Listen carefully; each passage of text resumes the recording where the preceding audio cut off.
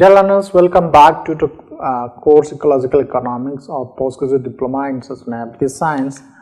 In the previous session, we have looked into that economic thoughts and ecology, the environment-economy linkages, and we have learned about energy balance principles from the lens of ecological economics, and we also discuss about the concept of absolute scarcity and issues of sustainability. In here, in this session, we are going to look into standard model of economic growth, its concept. So we know that the most useful indicator of magnitude of our environmental predicament is population times per capita resource consumption. Now this is the scale of human economic subsystem with respect to that of the global ecosystem on which it depends and of which it is a part of it. So the global ecosystem is the source of all material inputs feeding to the economic subsystem and is a sink for all its waste. The population times per capita resource consumption is the total flow throughput of resource from the ecosystem to the economic subsystem, then back to the ecosystem as waste. You will see here in this figure of the finite global ecosystem related to the economic system. You will see here this figure illustrates what we call is the bygone era, when the economic system that is depicted by a square was small relative to the size of the global ecosystem. So in this you will see the lower diagram depicts a situation much nearer to today's, in which the economic subsystem is very large relative to the global ecosystem. Hence, the empty world becomes a full world as the economic subsystem expands. So the global ecosystem source and the sink function have large but limited capacity to support the ever-growing economic subsystem. The imperative is therefore to maintain the size of global economy to within the capacity of the ecosystem to sustain it. So it took all human history to grow to the $600 billion or so per year scale of the economy of 1900. Today, the world economy grows by this amount every 2 years.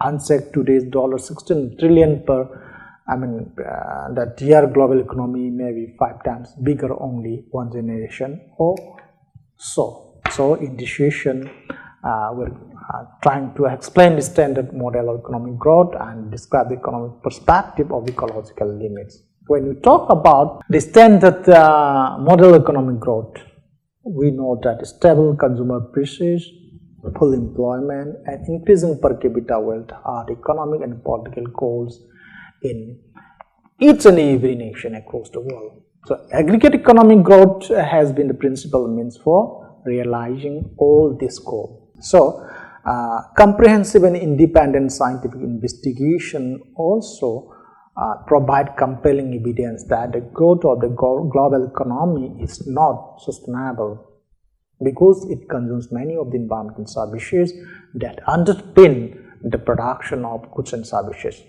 There are also a growing realization that economic growth does not necessarily go hand in hand with growth in the well-being of the people.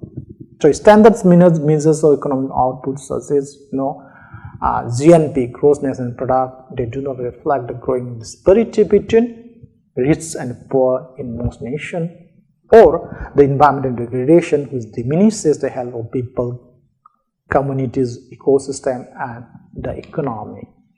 So underlying the universal prescription for economic growth are theoretical model that describes the process of growth itself only. So all these models and their derivatives reflect the conventional wisdom about the driving force behind the historic growth in living standard, the role of the environment in the economic process, and the ability of substitution technical change to overcome resource scarcity and environment degradation. So all these models they fundamentally misrepresent important relations of those what we're talking about, role of environment in economic process, etc.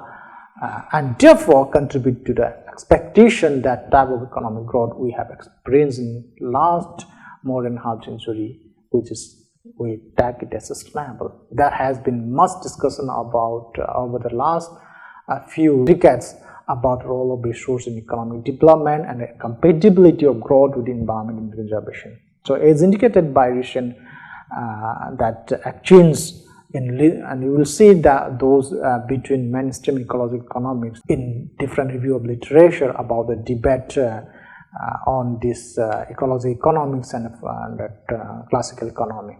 So the inclusion of environmental concern in standard growth model is an active area of research in environmental economics in fact. So many application of the neoclassical theory of economic growth to environmental problems, they downplay the likelihood that resource depletion and environment degradation can significantly constrain economic growth. However, if you look, there are a number of reasons to question all this conclusion. The basic growth model in the Nobel Prize winning work by Solo, it does not include the resource at all. The Solo as a basic growth model subsequently was extended with non-renewable resources, renewable resources, some waste simulation services. A common interpretation of standard growth theory is that substitution and technical change can effectively decouple economic growth from resources and environmental services. So depleted resources or degraded environmental services are believed to be substitutable by equivalent form of human-made capital, that is either people, machines or factories, etc. So the term sustainability which we are going to use in this session means either continuing growth or non-declining consumption. So technical and institutional conditions determine whether or not that sustainability is possible. When you talk about technical condition, it refers to things such as mix of renewable and non-renewable resources, the initial endowments of capital and natural resources, and the ease of substitution among inputs. When we talk about institutional condition, that includes market structure, the system of property rights, and system of value towards future generation. Right. If we look from the ecological economic point of view, the elasticity of substitution, which is represented as S between that economy scale capital, means factories, machines, etc., inputs from the environment. What are that? Natural resources, waste that assimilation, ecosystem services, which is a critical technical term that indicates by how much one of the inputs must be increased to maintain the same level of production when the use of the other input is reduced. So a large substitution means S implies that the cost of impact due to the rising price of one input, say natural resource, can easily be escaped by switching to a different techniques of production that favors the use of another input, say capital, right? So as neoclassical economists are primarily interested in what institutional arrangement and not what technical arrangement will lead to sustainability, they typically assume a priori that sustainability is technically feasible. That a unitary elasticity of substitution where that A is equal to 1 means substitution equal to 1 referred to as perfect substitutability, means that as the ratio of the two input is changed by a given percentage, holding output constant, the ratio of their marginal product changes by the same percentage, means in the opposite direction. So perfect substitutability does not mean that resource and capital are equivalently useful. In fact, as the resource availability declines, its marginal productivity raises at infinitum. So even so, perfect substitutability is an unrealistic assumption from a biophysical perspective. So some of the economics like Solo, he explicitly disposed of cases where E is for non-renewable resources and capital is greater or less than unity. In the former case means substitution possibility are large and therefore the possibility of non-sustainability is not an issue. And in the case of capital is greater or less than unity, sustainability is not feasible. If an economy uses only non-renewable resources, Of course, where there are renewable resources, sustainability is technically feasible, at least in the absence of population growth. So, substitution that is technically possible will not occur unless society invests in sufficient capital over time to replace depleted natural resources and ecosystem services. So, the question comes, how much investment does that place depend on the institutional setting of the economy? For example, in an economy where sustainability is just technically feasible, means substitution equal to 1 and there are only 2 non-renewable resources, sustainability will not occur. In either a competitive or centrally planned economy, where the decision rule is the maximization of discounted flow of utility of future generation using a constant and positive discount rate. So, consumption per capita will eventually decline to 0 after an initial period of economic growth, because resources and ecosystem services are depleted faster than the capital can be accumulated to replace them. So, sustainability is achieved under certain institutional settings. Okay. So, if the utility of individual is given equal weight without regard to when they happen to live and the aim is to maximize the sum of utilities over time, then growth in consumption can occur indefinitely. So, this is equivalent to maximizing net present value with a 0 discount rate. Therefore, a constant level of consumption over time is also feasible, obviously. An important result in this context is the Hardwick rule.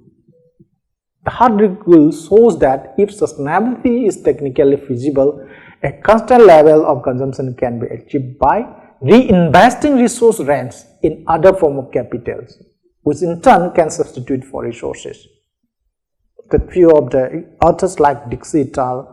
And it extended the rule of multiple capital stock, while Hardwick extended the rule to open economies. So, then how well do economic models reflect the material basis of the economy? Neoclassical economics argue that the class of growth models that include resource can account for mass balance and thermodynamic constraint with the essentiality condition. If S means substitutability is greater than 1, then resources are non-essential. If S is less than or equal to 1, then resources are essential. So, essential in this case means that given positive non-resource inputs, output is only 0 when the resource input is 0 and strictly positive otherwise. So, the Cobb-Douglas production function, which is a frequent form used in growth model, here is the essentiality condition. So, economists argue that this at least account for the fact that some amount of energy material are required to produce goods and services. Nevertheless, when the elasticity of substitution is unity, this essential amount can be infinitesimal if sufficient manufacturing capital is applied. So, economists also note that resources and capital are interdependent in neoclassical models, in that some positive quantity of resources are required to produce capital assets. Thus, the capital stock cannot be increased without depleting the resource stock. So, some economists acknowledge that an assumed value for S of 1 or greater between energy and other input violates the laws of thermodynamics. However, if we look in general, this important constraint and its implication for substitution have not been integrated into the main body of work on sustainability. So, modern growth theory has sought to improve the standard theory by endogenizing the technical sense through more explicit modeling of investment in human capital, like education, healthcare, and a new technology like research and development. So, this is basically in the form of advancing very fast way. Some authors like Romer's, in Romer's model, they are decreasing returns in the acquisition of knowledge, which is surely more physically realistic. But this Romer's model school of thought still assumes that human-made capital is perfectly substitutable for resource and environmental services.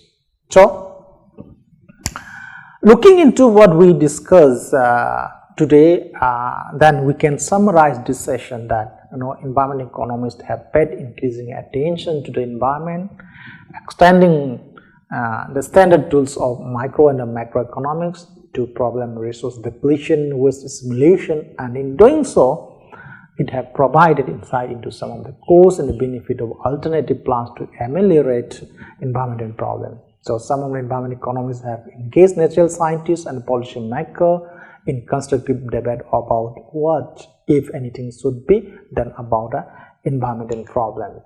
Yet, despite the increasing pressures by the environment economists on accounting for the role of environment in economic production, their treatment of the topic remain incomplete today also.